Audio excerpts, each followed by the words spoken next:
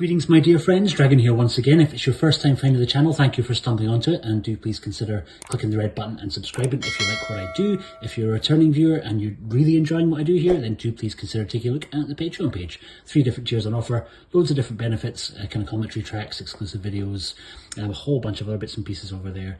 Please take a look if you are so inclined. Okay, getting into this is just in from Eureka. I think released on the 20th of February. But I got it from Amazon, so it just came into me. It's the 21st today. This is HIdeo Gosha's Violent Streets. Nice to see Eureka doing more Japanese cinema, and very nice to see them collaborating with Tony Stella, the incredible cover artist who works quite a lot with Vinegar Syndrome, sometimes with Criterion, and here for Eureka. So yeah, great cover. Going to do this one a little bit differently, so we're going to do a review and an unboxing in one video. So we'll do the first half here together.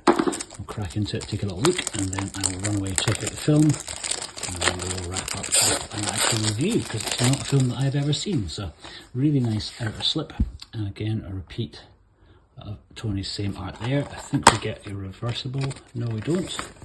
We just get an image from the film inside there. So you're basically your same cover inside and out, and we get a little booklet in here too. And booklet wise, our cast crew notes, and then Tom Mes writing Rule Breaker, HIdeo Gosha and Violent Streets. Tom Mes, always a treat. He wrote this really great book that Arrow did on the Lone Wolf and Cub series of movies, and has long been an advocate and a cheerleader for Japanese cinema. He's pretty incredible, so interested to see what she was saying about the movie. I've seen 3 Outlaw Samurai by the same director, but I've never seen this one. So I think on disc wise we also get a little Tony Raines video looking at Violent Streets and the works of director HIdeo Gosha.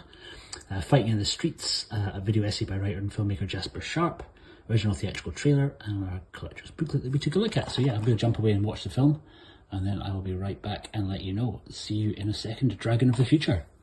Okay, so we're back. So having checked out the film and the extra features, I would say probably not my favourite Yakuza / gangster movie from this era, but certainly by no means not the worst that I've seen. Just pretty much a kind of serviceable, overall good quality, but nothing too remarkable. It's not going to reinvent the wheel.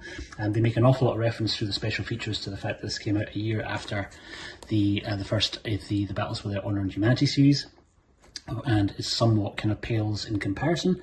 The Battles for the Honour series feels very much quite a bit more vibrant, a bit more alive, partly through the way that it's filmed. It's kind of much more chaotic in terms of the cinematography and the camera work in these movies is very much closer to like a documentary sort of style. These are a bit more stylized here, and 2 really quite memorable set pieces, one in a kind of chicken farm and one in this dump filled with mannequins that are both kind of visually pretty interesting. But all in all, I think it's just really a pretty solid, well directed, well made and well acted film, but nothing that is going to kind of basically radically change your perspective on these sort of movies. I think it's maybe less enjoyable to me than some of the director's samurai movies. 3 Outlaw Samurai was very good, so I've kind of had maybe slightly higher expectations for this than I should have done.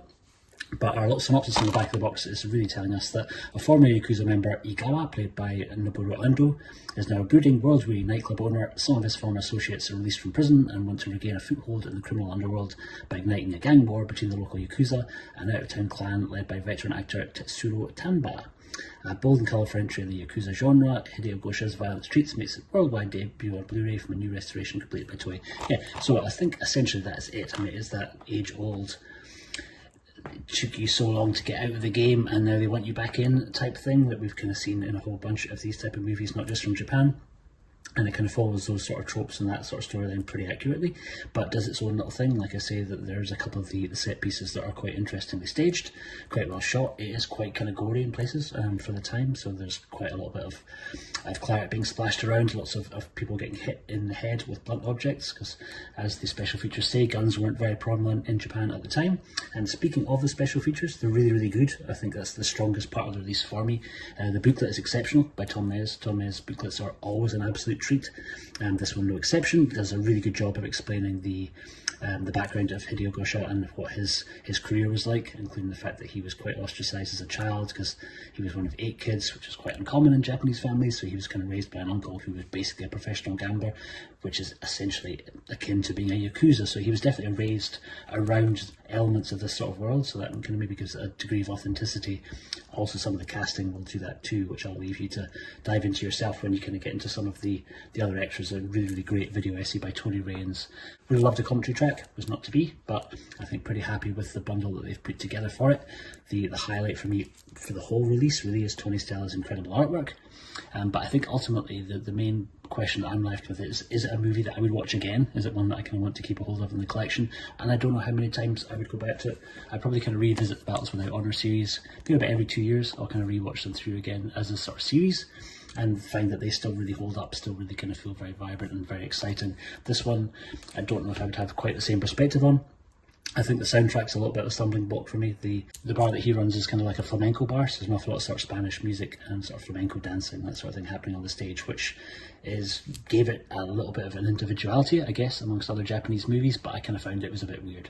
And they spent an awful lot of time really focusing in on the acts that were going on stage. You see that a lot in movies of this era, but at certain points the film stops and it kind of becomes a little music video for whoever's performing on stage, which is fine. You use that same sort of trick a couple of times throughout the movie, so by the sort of third time that it was coming around, I was reaching for the fast forward button a little bit. But yeah, all in all, I think a film that I enjoyed, but one that I probably won't go back to again too soon. Let me know in the comments below what you thought of it. Let me know how you feel it compares to 3 Outlaw Samurai, which is the other main Hideo Gosha film that I know that's available in the Criterion Collection. That's pretty much it for today. I'll remind you to please take a little look at the Patreon page if you're interested in helping support the channel, and a massive, huge thank you to everybody who's already subscribed to the Patreon already. It really is an incredible help to the channel, so thank you to all of you for signing up.